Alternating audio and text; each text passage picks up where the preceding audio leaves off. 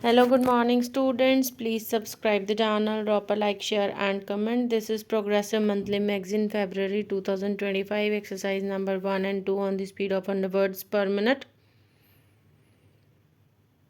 Start.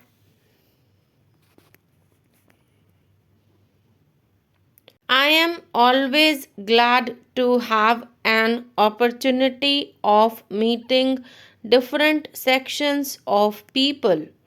There is no doubt that the business community has played, is playing, and I hope will continue to play an important role. I think there is absolutely no contradiction at all in the policy, as you, Mr. President, have mentioned just now.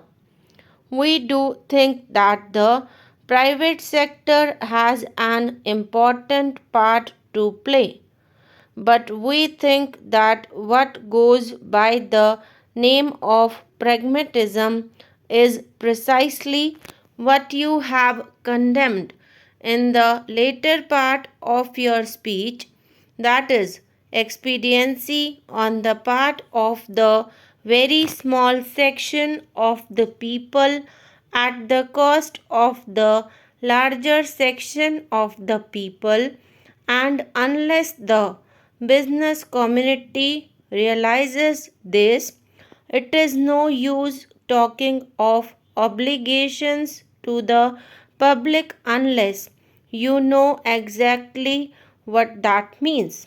It is no use talking about pragmatism unless you know where in the interest of the country lies. It is no use talking even about desirability of production unless we know production for what. Do we want to produce for the sake of producing, or do we want to produce so that the standard of living of the poorest of our people can be raised? You began and even ended on a pessimistic note. I beg to differ with you.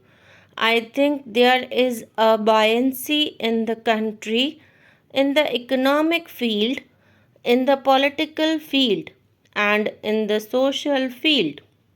I think never has India at any time since independence been better poised for advance and for going ahead at a faster rate than it is today. There are many difficulties in our way. May I ask you, are these labor problems, racial problems, the world? Is the law and order problem confined or unique to India? Is it not forced by the United States of America or by any other country which you choose to pick out on the map of the world? Let us be realistic when we are facing these problems. The business community has first of all to learn not to run down the nation. You have condemned for running down the private sector. May I ask you to look at the speeches which have been delivered through the years and the number of speeches which I have sat through condemning the public sector? As you, Mr. President, have said in your address, there can be no economic progress in conditions of instability, uncertainty, and insecurity.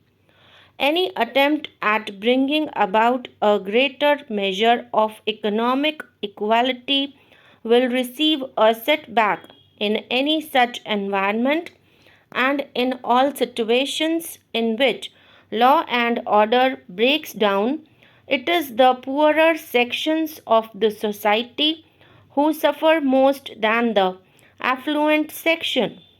But I would like to draw your attention to one thing.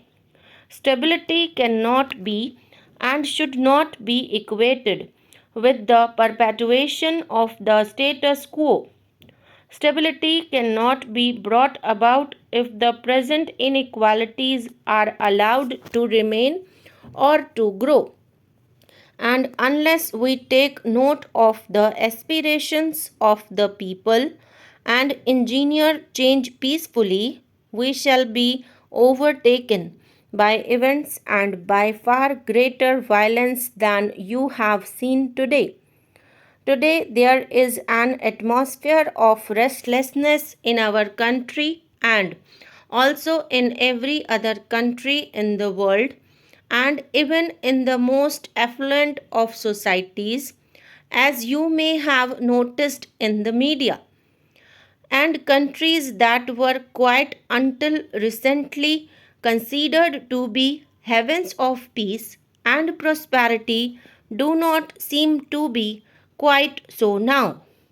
A new generation is coming up into prominence in all the countries whose attitudes and beliefs differ from those of the older generation in all spheres of life.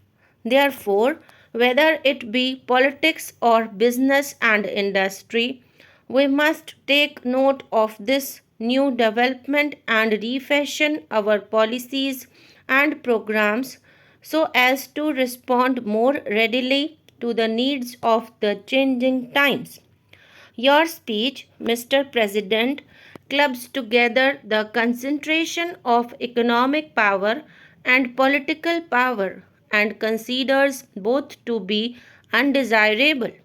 Now, there are adequate safeguards in our political setup against the concentration of political power.